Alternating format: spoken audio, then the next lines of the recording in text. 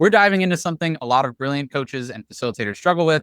It's when you do incredible work, but when it comes to getting clients, there is this gap. They admire you, they love your ideas, but they're just not quite clear on what they'd actually be signing up for. So, in today's episode, you'll know exactly why your brilliance isn't the problem and the simple bridge that helps clients confidently say yes to working with you. I'm Riley. This is Ped. And we've spent over 30 years and $100,000 building our own businesses so you can build yours for less. Welcome to Change Champions Podcast. Yeah, this is going to be a fun episode because it's not really about working harder or even shouting louder. It's really about shaping your brilliance, because we know you are brilliant, into something that people can say yes to. And as usual, I've got a story to share. So, all right, let's set the scene here, Ped. So if you're listening, watching, maybe your first time listener or viewer, I'll say viewer, welcome. It is not your brilliance that is holding you back. It is the gap between what you do and what clients can picture, what they want. And so it's especially like if you are a highly skilled or very certified coach, when in conversation with others, very often people like that, yourself, if you're listening, can sound very impressive. They know the jargon, they know the big words, they have experience. And especially so if this is like your second or third career, like then you have even more so, right? But oftentimes you can still struggle to sell. Sometimes we don't notice this because a referral comes in, or you just coast right into that client work. You never actually really had to sell yourself. And so oftentimes, if you've ever heard of the curse of knowledge before, I'll explain it really quickly. It's oftentimes when your expertise gets in the way of actually being able to connect with or describe your expertise to someone who's more novice or someone who doesn't have the level of experience that you have, which is probably why people want to hire you, right? Because you have more experience than they have. So this becomes a real issue. Yeah, I haven't thought about it like that. It's a dichotomy, isn't it? It's like you you can sound impressive, and yeah, because I know this happened to me as well. When I would meet potential new clients and explain what I did, especially because I had gone from being a teacher to work in the charity sector, doing leadership development, corporate work, all these different kind of stages of my progression. Too smart, Ped. People were Too really smart. impressed. And sometimes I'd be invited to write a proposal, which I would spend days, if not weeks, on. And of those, sometimes I get hired, but often they just gather digital dust somewhere. And Yeah. when I chatted with, when we'd have a conversation where people would let me down gently, thankfully, though I didn't get completely ghosted, they just didn't see the link between their problems and what I could do to help them. And I don't know if any of you who are listening to this or watching this have experienced that too, but it's very common where your expertise is just not seen as relevant. Yeah. So it's kind of, so I was laughing when you said, let me down gently. It's like that admiration, right? And unfortunately, it feels good. Like it's nice when someone says, "Oh, that's a great idea," and like we clutch onto that. We're like, "Oh no, people believe this," but unfortunately, that admiration does not equal clients or income or winning proposal or depending whatever your service is or what you're looking for. And so clients can love your work and still not buy it if they don't understand what they're saying yes to, especially if it's not clear exactly how you are getting them to where they want to go. And so it's kind of like we were talking about this before we record here. I'm still chuckling about it. If you're like on a date or a first date, especially, and you're like, "Hey, let's go back to my place. Trust me, it'll be great." And like, just that's it. That's all you had to say about it. It's like that's I don't know, it feels a little weird to me. It's a little creepy, and it's like it's too big. There's no bridge, right? That's the gap we're talking about. There's nothing. There's no bridge across that gap, and so it feels a bit abrupt, kind of mysterious. People are scared of the unknown. How many people are scared of the dark, Ben? It's like you I mean, you even can't I'm see it. still the dark, but yeah, yes. So if you can picture that or like imagine yourself in that situation, that can be a lot of it can be the same way when it comes to business proposals. And so without an offer or a bridge between like your brilliance and what the client actually wants and like them committing to working with you, like that's that's kind of what we're after. But let's talk about like some of the things that stand in the way before we actually talk about the solution. That makes Yeah. sense. Yeah, that makes sense. So Yeah. Yeah, I obvious mean, attempts. Yeah. What are the yeah, I what was gonna are say, like, like do you have a list of things yeah, in I what? mean, there's so like the ones that come to mind are just like, oh, I'll post more, like shout louder, more Yeah. content if that's how you're getting clients, or maybe it's like, oh, it's me, and you start devaluing your work and you start lowering your prices, or you just start, scope creep be damned. Who like let me just throw out all of the boundaries I have in place, all of my values, and I will do whatever you need, custom work galore. And Yeah. that I mean, all of these and to be fair, I have also done all of these. Yeah. So I can relate. Do you have any others, Fed, or those the top Well, ones for you? yeah, I mean, those are the sort of ones for me as well. I Okay. got into like posting more a lot later on in my kind of career, I guess. Mhm. But the custom work piece, I tried to solve that one because I was like, you know what, I'm done with custom work, and a way that I I don't think it's a fair thing to say because it's the reality of being a freelancer and doing custom work. But the amount of time you spend on preparing those proposals and sharing those ideas, etc., just felt like unpaid labor to me. And I'm like, I don't want to do that anymore. I can do better things more time. So I tried to solve that. And yeah, I still made some of the other mistakes. In particular, the short story I want to share was around lowering my price. And there is a reason why I realized that that was not the solution. Because for me, I thought, lower my price and people will come in because it's just an easy yes. So the story that I promised I would share at the beginning of this episode was that I decided to package up 20 years of my learning design and facilitation expertise into my first productized offer. I was really pleased with it. I called it the Workshop Design Mastery Program. It does exactly what it says on the tin, no doubt about it. And whilst I ended up getting some initial sales, and I sold it for £750. This was my pilot offer. I then thought, you know what? I've validated this. I'm going to take it to £2,000. And I think that's maybe like, I don't know, in Two and a dollars. half. Oh yeah, in Yeah, like, 2,500 probably something like yes, or like yeah. nearly 2,000 or whatever it is. Yeah. And that I struggled to sell that. And I thought, okay, you know what? Let me reduce that to £1,000. And maybe I'll go back to the people that I'd initially offered it £2,000 to. And I was like, hey, it's actually £1,000. And still no one bit. Nobody was interested in it. Yeah. Eventually got a mentor and shared with him what I'd put together. And he made a very good observation. He goes, this just looks like a syllabus. You've got all these modules and units and steps and things that people are going to learn, etc. But it's very dry and it doesn't really explain why anybody would want to know these things or why, like, what it's going to help them do. Anyway, Can so we I can we was, can yeah, we yeah, go pause for it. here too? I want to like highlight why these things are mistakes for people listening. Because they're gonna be like, nothing wrong with that. I Yeah, don't. yeah, What's the deal? And so first of all, lowering the price. Like if you can convince someone to do something for free, there's really no point in that because there's no perceived value for that. Like the only thing they're trading at that point is their time, right? And that's not a sustainable business for you. Hopefully, I don't need to explain that one further. Lowering your prices is not a good direction to go. We can maybe if anyone has more questions about pricing, maybe we can and the psychology behind it. We can have another episode on that. But that's number one. Number two is the syllabus piece, which is I think oftentimes, I mean, to use some of the language we talk about with our clients, we talk about features versus benefits, right?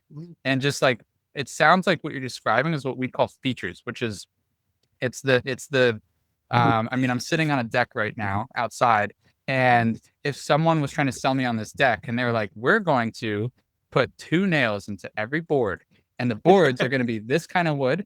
And when I install that, I'm going to use this brand of hammer and this brand of drill. And I don't care about any of those What things. kind of Like, joint? What joint will they be using? joint, the name of that joint, by the way, I learned from this methodology and this course, and I just don't care about any of it. I'm just like, I just want the deck. Give me the deck. What are the things the deck will help me do? And this is maybe to just start to sort of highlight. Is it? And I want to make sure. Am I on, like, when you say? Oh yeah, I mean, like yeah. you see straight through me. Yeah, like Am I that's hitting like, the nail on the head? yeah, yeah. Awesome. All right. So continue. So syllabus, dry. Yeah. It's not Yeah. hitting. And that was a really good reframe for me. And I was like, okay, well, let me just look at what I've got. And I actually fundamentally did not change the virtual design mastery program so much that I just reframed it around what people are going to get as a result of it. And by the time I don't sell that program anymore, but by the time I stopped selling that program, I'd taken the price to £4,000. So that's like $5,500 or something like that.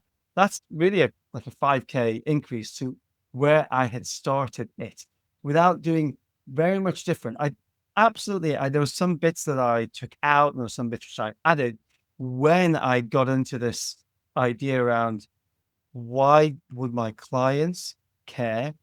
What's it going to help them do? Yeah. So it's going back to that deck analogy. Hopefully this is clicking for people, or like a, I don't know, kitchen remodel. You can't more about that.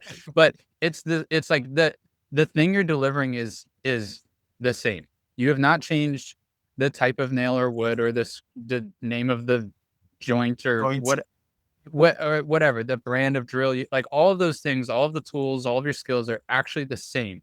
The only thing that's changing is how you frame it, what people are going to get out of it. You can you'll be able to sit on the deck, enjoy your garden, look at the sun with sunglasses on. I don't know. What do you do on a deck? It's you a can very record we don't podcast have, outside. I really don't have decks. I live in an apartment in London.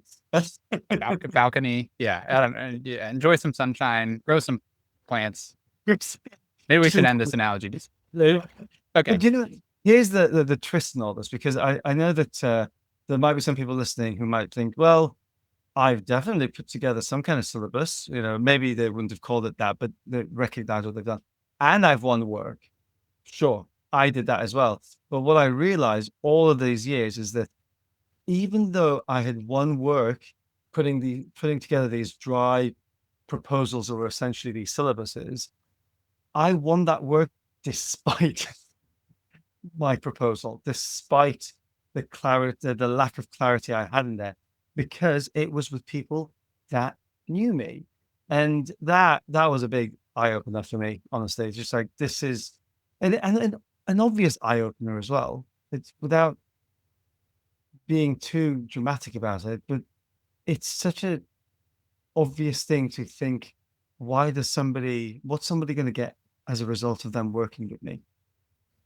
Yeah. So, and I think one of the things that can keep people stuck here is these, like, you're solving for the wrong issue, because if you are doing these things, building a dry curriculum or syllabus or whatever you want to call it, and still winning some work, you might have the wrong beliefs around, how you can improve. And the problem with that is that you think, well, if I just keep showing up, like, eventually they'll get it. Or if, or maybe you think, well, if I update or reframe, packaging and my offer, like, well, offers, like, that word sounds salesy to me and I don't want to be boxed in to something. And so you continue to push in the wrong direction and just adds more and more friction into your business. And so what we really need is to solve the right problem and create some structure here that we can actually hang our hat on, so you can start selling more with less friction and make it easier. And so, let's talk about that. So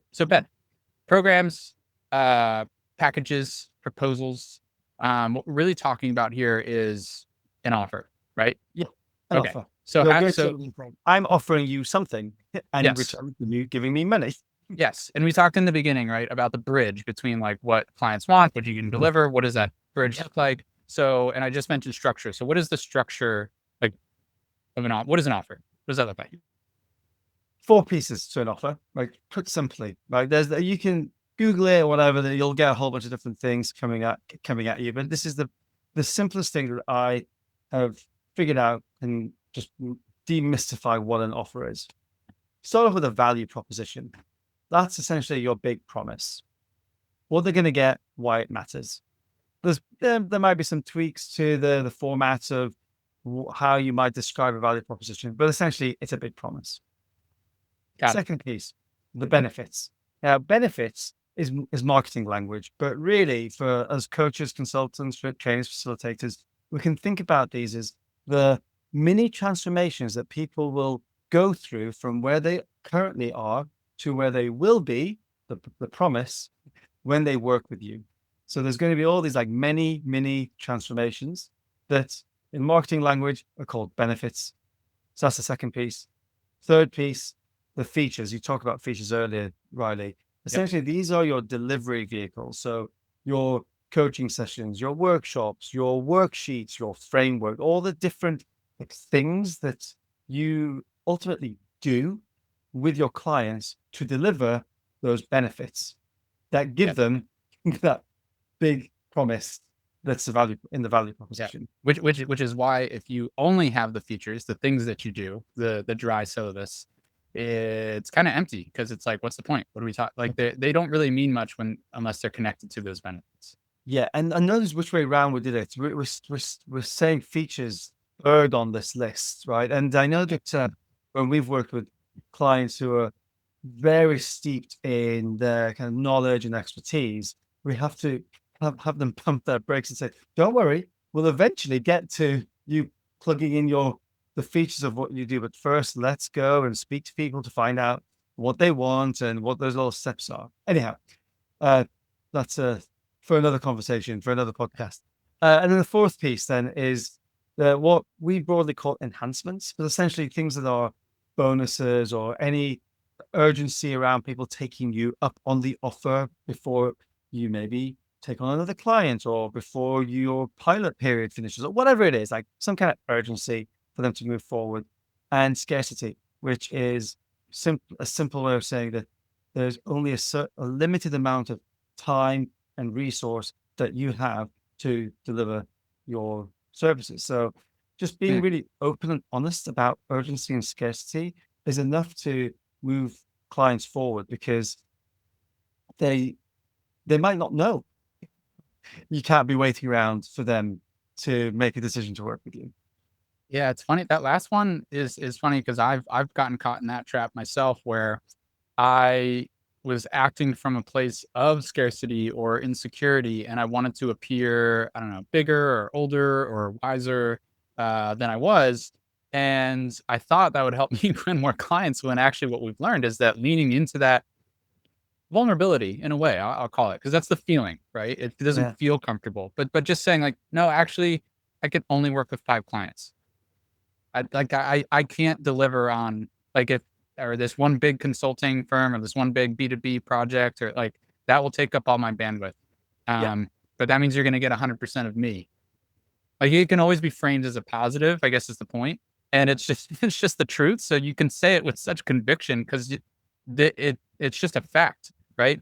But anyway, that's just one piece. And obviously all these things we go way deeper on with our clients inside of our programming. But all right, let's recap that. Let's make sure I can recap it as well. So first thing is the big promise. That's number one. Yeah. What are they getting? What are they losing or removing if it's a big pain? Second thing is the benefits, those mini transformations along the way. Third thing are the features, which is kind of like the how you deliver the vehicles that deliver those benefits. And the last piece are those enhancements, bonuses, scarcity, etc. So all of that is the offer is what we're talking about, which is how you frame. And for you in your story, it's you 5x. No, more than it was 5K, right? You see more. I don't even know what the math is. 5x, so 750 to 4, something like that. I did the math. I did the math. The maths, yes, the maths. Apologies to our British listeners. So over 5x the price without actually changing what you're delivering. So that's the value of getting your offer right, and that is the bridge that we've been talking about that connects between what you can do to what clients actually want, and the payoff for that is having sales conversations that are just very natural, that clients can understand very clearly. That's a clear and compelling offer. It's one of the things we talk about. So, recapping here, today's takeaway. Number one, first and foremost, is that your brilliance is not the problem. The reason clients aren't saying yes is because they can't see this bridge that we've been talking about. Probably because you haven't actually taken the time to build it. So you're in luck there. Is if you just put a little Build effort that into it, bridge. it could go a long way. And that bridge again is your offer. Right. And like you said, right, once you've got that clear, especially those mini transformations along the way, suddenly those sales conversations can feel way more natural because your clients can see themselves going through that that journey with you. Also, if you get that offer dialed in, you just stop having to reinvent the wheel all the time. And clients will finally know that you get them. Yeah. Yeah, exactly. So, if this episode sparks something for you, please like, share, subscribe. If you're watching, comment below. We'd love to hear from you. What do you feel like the biggest gap is in your business? You can let us know. We can record Yeah. more content on that. Yeah, would love to hear from you. Well, until then, thanks for hanging out with us. I will see you next time. Bye.